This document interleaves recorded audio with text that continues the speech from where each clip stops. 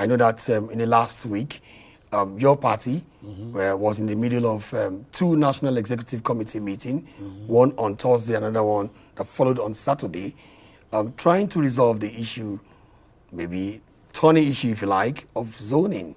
You as a member of the party, which direction do you think your party should take when looking at the presidency in 2023? Well, the 2023 presidency, it's a strategic national security issue. Why do you say that? I say that because the way President Buhari has weaponized nepotism, the PDP remained the only group that seems to speak against those things. So the reasons why our governors thought the zoning should be where they are is to save the country, save our democracy, and save sub-Saharan Africa. The import of that decision is not just concerning only to Nigeria. But of course, most members who are only interested in their direct personal advantage do not want to understand what the governors have done. If the governors don't do what they do, the youth will move to the front to seize advantage and then take possession. And if they take possession, the country could go into crisis. What is wrong with allowing a level playing field for everyone to contest? What's everyone to contest? Every member. Well, the party has its rules. The party has said, you saw at that day, that meeting, nobody talked about any contest. They talked about the zoning. Nobody talked about presidential election. So all the people you see doing acrobatics with their mouth, they're just trying to say things. We have done that. We have done it. We finished it. We, as a political party, we practice national zonings. In 2015, 2014, some members of our party formed a breakaway unit called MPDP. They used that MPDP to bring in President Buhari. And their own mantra was, it is turn of the North, it is turn of the North. MPDP brought in President Buhari. President Buhari has done 8 years and has now weaponized nepotism in a way that could destroy the country. Our governors have every right to come in to set purpose towards helping the country. What we've just done, simple, will force the APC to do the right thing. National sharing of power is based on North and South. So the North has done 8 years. If it is members of the MPDP that funded it, that forced it to occur, they've done it. So MPDP members are now back to PDP. Since President Buhari has done the 8 years, it is now the turn of the South to also experience it. That's why the zoning was done that way. And what was discussed was the zoning. Secondly, our leaders, when they are given duties to do, we accept as party men what they do.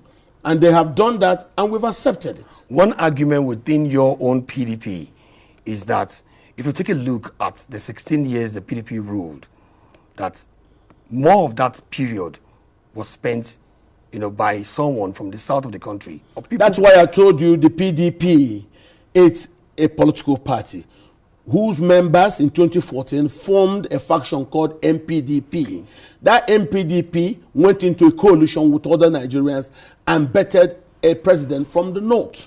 And that man has done 8 years. So you cannot, after he does 8 years, you now come and tell us that you don't agree with the consequences of those actions. No, that's how it should be. Nobody is a fool. Whatever MPDP does is also what PDP people did. That's what we're trying to tell you. The 8 years you're referring to, yes, with President Muhammadu Buhari, right? Yes. That's supposed to be with another political party? No, it's not true. The APC is, in that case, a halfway home of the PDP members who wanted to bring a presidency from the north. And that's what they did. Okay? Without the contributions of the MPDP, their money, their funding, their behavior, Buhari will not be president. So what we are saying is, you don't do this and then next time you now form CPDP, you also do the same thing. No. Politicians must be willing to accept responsibilities for their actions. And that's what it is. Our members, I didn't say other people, went to form a party called APC. Who inside that place is not a PDP member? Tell me now. Buhari is not implementing policies of the APC as a coalition.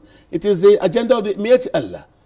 And that's what has gotten the country into its security crisis. So those people who brought Buhari to power has come back to us. And now what we're telling them is, since you've done this thing, let us also think this way. I don't think anything is wrong in what has happened. Let us leave it at that. You know, trying to say anybody can do this. No, because the same people say anybody can do this, anybody can run, are the same people that formed the NPDP for the simple reason of bringing a president from the north. So, because of the weaponized nepotism and the way President Buhari has so dismantled and disorganized the country, you need somebody that could come in and neutralize all that he's done. If not, the youth will move to the front and seize the ground, and we don't want the youth, because the youth will do things that could make the country not exist anymore, and we don't want that. The actions of President Buhari, which is attributable to decisions by members of the NPDP to bring him to power, we see that. So don't tell me it's only this side. No. Whatever me and you are doing, and you go tomorrow and do something else, when you return to me, I'll remind you of that thing you've done. So you're clearly looking at a situation where both the PDP and the APC will be looking towards the south. That is what will happen with the decision of the PDP. So all we've done is to intervene in a way to save the country, not just the party. Do you think when that happens, your party will have what it takes to be able to defeat APC at the polls? Well, if APC becomes a political party, then they might then be able to challenge us. But today, they're not a political party. It's a coalition. Once they won the election, Buhari thrashed them, threw them under the bus, and started ruling alone. And that's why we're saying those who made that decision undermine the country. Even though they thought they gained the north. Okay, fine. Let us stabilize for the country. Well, I don't think this is this thing. It's not difficult to understand. So that when we do this now, next time we don't set such precedents. Buhari would never have been president if members of the PDP didn't go to bring him to power. Taking a very good look at your own political party as it stands now, and if you're going for an election at 2023, where do you think your best 11, so to speak, using football metaphor, where do you think, which direction you think you should look at, you know, if you are planning to win that election? Planning to win an election? If you are planning to win that election in 2023. Yes. What should we do? Yes, strategizing to win that election in 2023 between the north and the south, and you want to put your best foot forward. Where do you think your party should take a look at? Right now, there is no argument about between the north and the south. The argument we have right now is between the Miyetti Allah and the rest of the country. You keep talking about Miyetti Allah. Miyetti Allah a political party? Well, it's not a political party, but what Buhari does is implement the agenda of the Miyetti Allah. So it is the Miyetti Allah. Listen, because when you see Biroms killed in Jos, when you see Governor Otom cry in Benue State, when you see the Kaka and the Pensa complain and cry in Gembu Mambila, when you see the Adara, the Bagi get killed in Kaduna, these are Nigerians. When you see the Wurukum, the Tangale complain in Gombe, these are Nigerians. You understand that? So these people being killed, being ethnically cleansed, their voices being heard across the country, represented by the screams and cries of Governor Otom. And that's how we're looking at it. And you think shifting power to the south will be the antidote to all of what you've just said? Well, shifting power to somebody who will reconstruct and reassert the Nigerian dream. Because the Nigerian dream is an arrangement that's inclusive of the diverse and you don't think that same person can still come from the north, even from Katsina State? Well, we believe right now, to be honest to you, nobody from the north can stop the Fulani insurgency. That's just the truth. Forget about all the pretensions. Nobody from the north has the capacity to stop the Fulani insurgency. And because of that insurgency, and the fact that none of them has spoken about it or against it, let us save the country. Nigeria should come first, my brother. Forget about persons. People don't matter. The country should come first. Nigeria is more important than anything else. Let's think about Nigeria. When Nigerians are killed in Benue, in Taraba, in Plateau, these are Nigerians. Why should they be in IDP camps and foreigners live in their villages? Why should we do that and people keep quiet?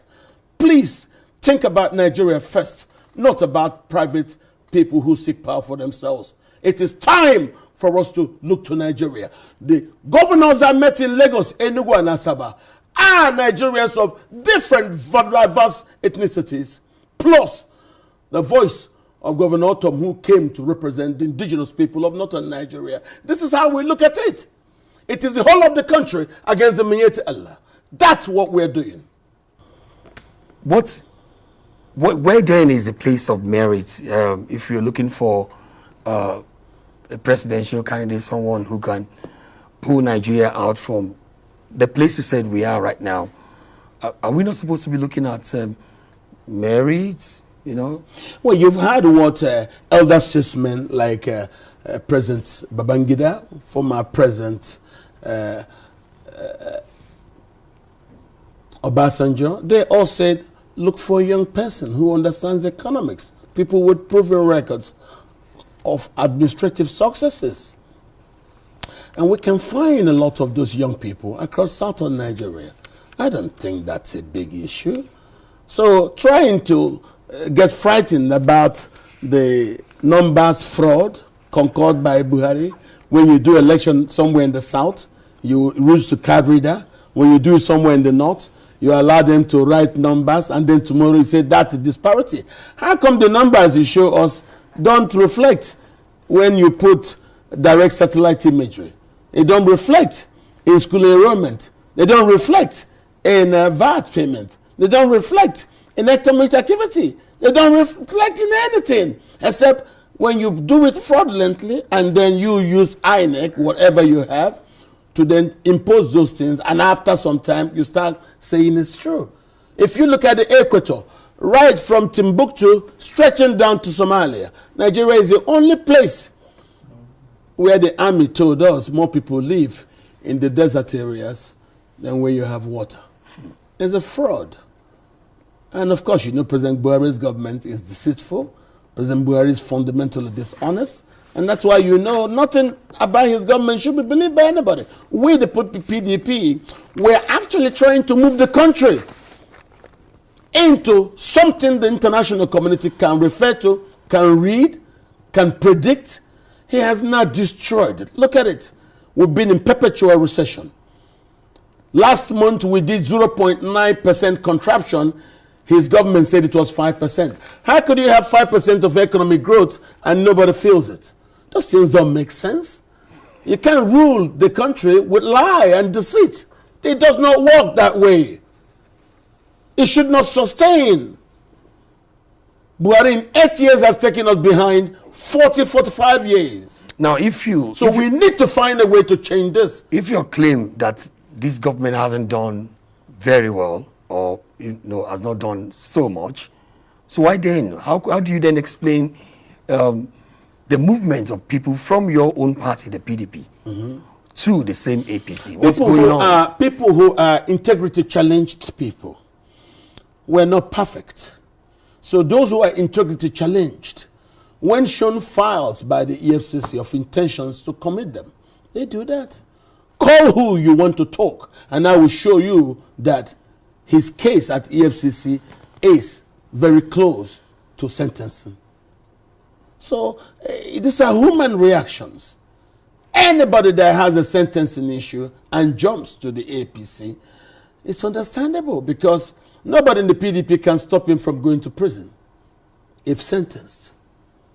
I didn't say we're all sentenced. So those who are integrity challenged and have files at the EFCC, when presented the truth about intentions towards sentencing, they behave in a way that you call the campaign. But we know it. They simply do that to keep themselves out of cells, out of prison. So Buhari is, in effect, using fear to induce membership. If you use the EFCC to drive membership, you should understand what that means. You cannot mention one human being that does not have challenge. Okay? So those things, you heard the other day, Governor Obiano went to complain to President Buhari that politicians were inducing false flag operations in the East. And you know that is for a governor to say that. Don't forget, when asked on China television, Governor Zodema also said the same thing. That there were false flag operations being carried out by politicians. Obiano has repeated it. I have said that on this station twice. I've said that on channels. I've said that on the BBC. That these are false flag operations being committed by fifth columnists working for the Buhari administration. Do you have your claim? Do you have your proof? Yes, one proof, let me tell you. I was in Owerri the day when there was the raid and burning of the police headquarters. I watched from my hotel room as they operated for 3 hours, 20 minutes. Later in the morning, I went to the police headquarters to check. I was looking. No single gunshot. When I later asked, was any policeman killed? They said no. Did people kill anybody? They said no. So how could that happen? For 3 hours, 20 minutes, and there is no reaction. That meant there was a stand down. And the only authority that can instruct an actionable stand down is order from above. With that, I concluded these things are staged. So, and if you look at the government, they're not honest. Why do you think someone will be interested in staging such actions? Because the people who work for President Buhari are the same people who work with him for Sani Abacha. It took the death of Sani Abacha for Sergeant Rochas to come confess at the Puta panel that all they were doing were false flag operations. What exactly are they trying to gain? What were they trying to gain under Sani Abacha government when they were doing false flag operations, trying to create impression? It was the, what do they call it? Nadeco. So what they were trying to do there is that a bunch of young propagandists called the IPOB people, that's what they are. The IPOB is a propaganda organization propagating Biafra. They don't have the sophistry to instruct the police high command and the army high command to stand down for 3 hours, 20 minutes of very devilish operations. Show me any of those boys with the actionable strength to instruct and stand down to the police and army and the DSS for 3 hours, 20 minutes of those operations. I just looked and I got there to the police headquarters. I didn't see no mark, and I asked the policeman, was anybody killed? They said no. Did you also show? He said no. And I knew there was a stand down. So you ask yourself, who in Nigeria will give instructions for a stand down? And within 10 minutes of that thing happening, the IG said it was IPOB. Yet, he didn't find out in 2 weeks who killed Ebonyi people in Ebonyi State after they were attacked by the same unknown gunmen. That's what we now see. So we see unknown gunmen everywhere. We also see unknown gunmen shoot down the Alpha Jet in Zamfara State. Unknown gunmen kidnap and kill military officers at NDA. And yet no reaction, no action. So who are these unknown gunmen? You must ask yourself. So you think your party, the PDP, has the answer to all of this? Yes. The PDP will run an inclusive government. The PDP will respect the direction of principles upon which the Nigerian experiment was founded. And that is a principle of inclusion, of seeing everybody as one, of first securing the lives of Nigerians, not allowing Bororo Fulanis from Mali to come and kill Nigerians. Of course, they had the emir of Muli say that, and in order to situate him, they went to catch some people and say, these are the people giving trouble. But why should they be here in the first place? Governor Ganduje has said, stop them from coming in from the sub-region with their guns. And other leaders say, it's the ECOWAS protocol on free movement and goods and services. No. President Buhari has worked hard with other West African leaders to implement the 2015 peace agreement in Mali. Those refugees will stay in their country, not come here.